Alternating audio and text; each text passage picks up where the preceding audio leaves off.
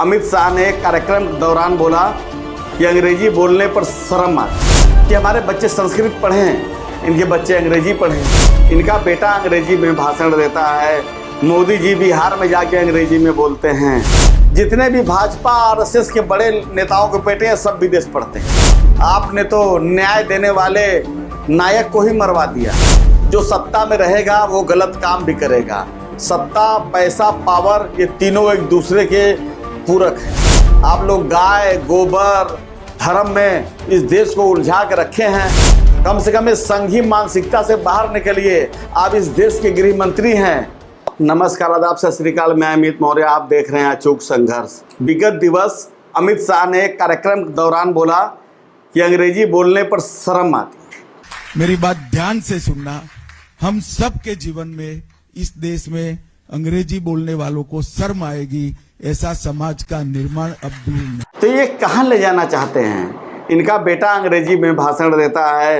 I would like to congratulate Team India for their wonderful performance in England. They shown remarkable character and made everyone proud. Modi ji Bihar में जाके अंग्रेजी में बोलते हैं। Every effort will be made to ensure that justice is done. The entire nation is firm in this resolve. Everyone. और अमित शाह जी इस तरह की बातें बोलते हैं। आखिर चाहते क्या हैं ये लोग? कि हमारे बच्चे संस्कृत पढ़ें, इनके बच्चे अंग्रेजी पढ़ें। जितने भी भाजपा आरएसएस के बड़े नेताओं के बेटे हैं सब विदेश पढ़ते हैं और ये हमारे बच्चों को उलझाते हैं, शर्म वाली बात करते हैं। अरे आपसे बड़ा बेशर्म कौन है? आपके ऊपर कितने दाग हैं? आपने तो न्याय देने वाले नायक को ही मरवा दिया। कैसे आप लोग शीशे में देखते हैं अपने आप को? अमित शाह जी, ये वक्त है, ये सबका हिसाब करेगा। आज आप गृह मंत्री हैं, बहुत पावरफुल हैं। कभी ये वक्त भी था कि जब आप तड़ीपार के रूप में जाने जाते थे और आप हथकड़ी लगा के जेल गए थे। आज वो वक्त है जो पुलिस आपको हथकड़ी लगाई थी वही आपको सैल्यूट कर रही है। आप उस पद पे हैं तो हमेशा पद पावर समान नहीं रहता। और आप गृह मंत्री हैं, इस देश के गृह मंत्री हैं। जो बीत गया वो आपका अतीत था। तो कम से कम ऐसा बात बोलिए कि जो आपके पद और कद दोनों को सूट करे अमित शाह जी, क्योंकि आपको छींक आएगी तो वो भी अखबार की सुर्खियां बनती हैं। जो सत्ता में रहेगा वो गलत काम भी करेगा।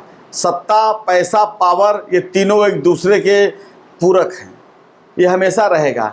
लेकिन आप इस तरह की बातें जब बोलते हैं तो लगता है कि देश को कहाँ ले जा रहे हैं आप जितनी भी टेक्नोलॉजी है, जितने भी इंस्टीट्यूट हैं, सारे बच्चे अंग्रेजी जानना चाहते हैं और आप इस तरह की बातें बोलते हैं। अपने बेटे को नहीं कहते कि अंग्रेजी में क्या भाषण देते हो? अंतर्राष्ट्रीय क्रिकेट काउंसिल क्या है? आप लोग को खुद कम पढ़े लिखे हैं, आप लोग खुद अंग्रेजी नहीं बोलते। तो अमित शाह जी, ऐसा बात आप क्यों बोलते हैं कि आप लोग खुद हंसी के पात्र बन जाते हैं?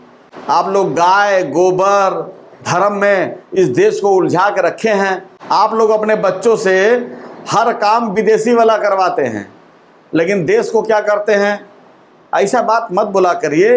ये देश आपको फॉलो करता है। आप देश के गृह मंत्री हैं, पूरी सुरक्षा एजेंसियां आपके अधीन काम करती हैं। अरे अपनी आदतों को बदलिए आप लोग।